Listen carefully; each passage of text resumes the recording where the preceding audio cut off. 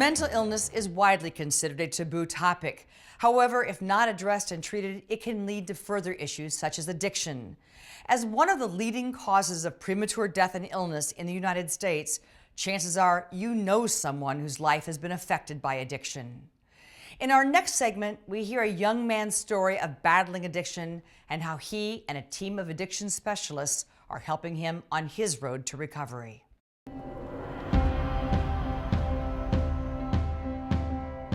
My name's Cody, I'm 35 years old. I'm a recovering addict.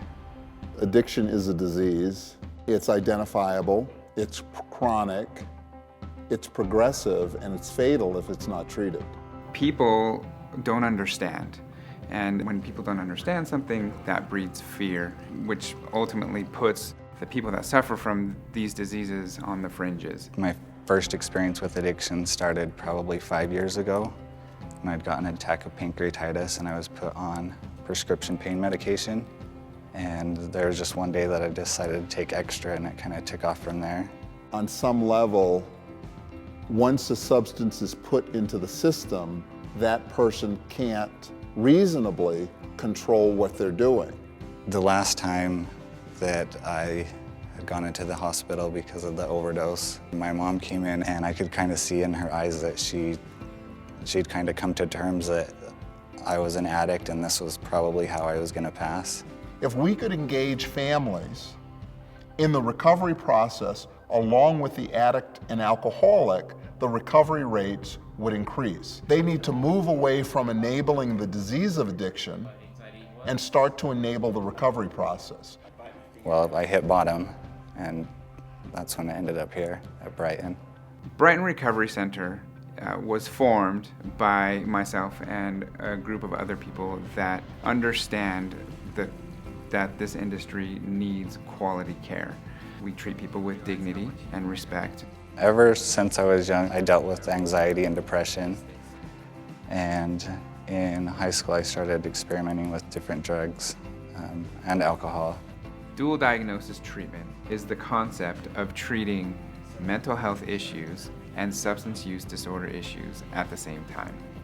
It became the center of my world, so I pushed friends and family away. The more that I kept people away, the easier it was to maintain the addiction. And so this addiction overrides things like love and care for others. We highly individualize the care. The person comes in, they have an initial assessment with a master's level clinician, decide which kind of therapy modalities they're going to use. We had group process where we could kind of talk to each other about the things that we were dealing with and was led by a therapist. When you combine those evidence-based practices with some 12-step philosophy in an environment that promotes healing and dignity, we believe that that's your best option for success. It used to be where we call it the shame game, where you bring the person in, you break them down in order to build them back up. People who view drug addicts believe that they created this themselves. They're the ones who chose to do the drugs. They're the ones that continue. In our view, the patient has probably done enough of beating themselves down and needs an environment where they can start building themselves up from where they are.